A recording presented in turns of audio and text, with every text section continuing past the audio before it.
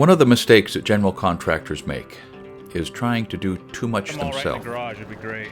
Not really understanding what it is they do that actually makes the money and what it is they could do to save money, and so spending too much time in areas that are just not that productive. I know this because it's a mistake that I made a lot. In fact, I'm not sure that I ever got over it. But I can tell you that once I figured out that I could not afford to install appliances myself, my life got better. And then, once I met and hired Robert, things got even better yet.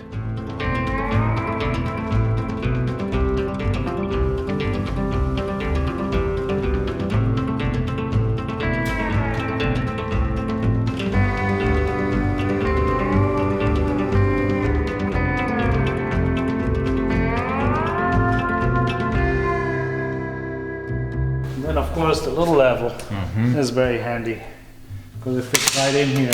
Oh, right. Okay. Yeah, it's a tiny one. And it's pretty much square, so you can actually stick it on the side and look from the side. Wow. Okay, so we'll clean off this thing here. Let's go down and clean it up again. So you can push it under. You pump it up. And it's perfect. For my money, the dishwasher is the trickiest to install because it's got a water connection, a drain connection, and an electrical connection. Also, just the way it's situated, under a countertop and with a lot of the connections behind a sink, it makes it really hard to see what's going on. Be sure to caulk or seal or put a drain pan underneath your dishwasher because sooner or later they're all going to leak. And do not finalize your installation until you've run a full cycle and given it a chance to test the water and drain connections. A dishwasher's got to be level, so the door is going to open and shut properly, so the racks will slide out properly, and so that the door seals the way it's got to seal. Usually there are adjustable feet that will help dial it in, and it's normal for this to take a few tries, in and out, and a bit of testing before you get it perfect. Okay, so the important part is, well, we got the water hooked up, and I use PEX tubing instead of the steel blade tubing because the steel blade has a vinyl inside.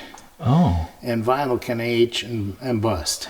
wow. Okay. So I never had any recalls on the PEX tubing. Wow. So this is what we got here. Yeah.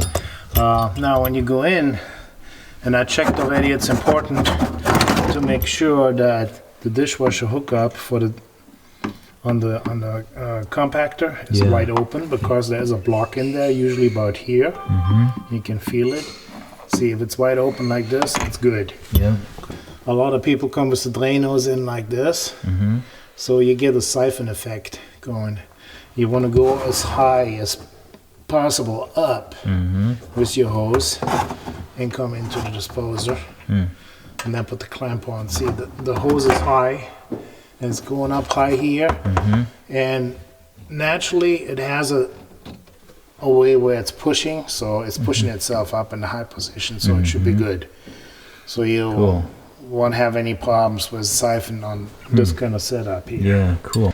Now, in a lot of cases, a dishwasher is fastened to the bottom side of the countertop with two wood screws that penetrate a small bracket that's in place on the dishwasher. This didn't work for our kitchen because it's just a stone countertop. There's no wood up there, and there's no room for any wood up there. So instead of screwing through the top, as in this case, you can screw into the cabinets through the sides of the appliance. There are designated holes for this purpose, and then rubber caps that seal them back up once the screw is in place.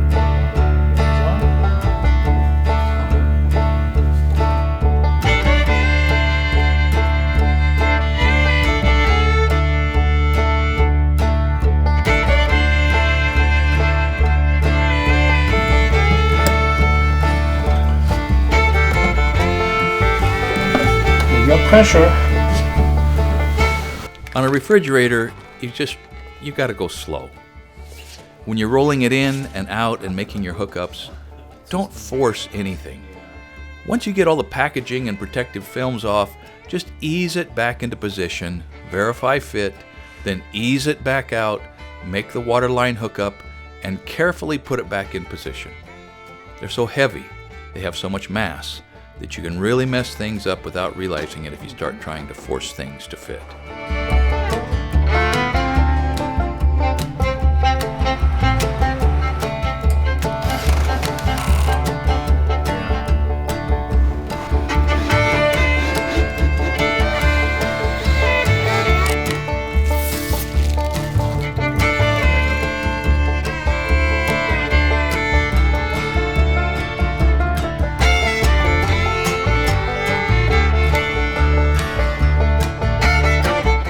Our appliances, and when I say appliances, I mean the refrigerator, the dishwasher, and this range, were all made and donated to our Spec House project by Thor Kitchen. This range is 36 inches wide, and it utilizes both gas and electricity. The gas fuels the cooktop, and the electric powers the oven. This gives a cook the best of both worlds in cooking function, in options in a range. And the time to plan this was way back before the drywall was put in. We had a schematic from the manufacturer of the appliances right here on site. So anytime the plumber, the electrician, or the cabinet guys had any questions about the appliances, we could show them the drawings and they could get the information they needed straight from the horse's mouth.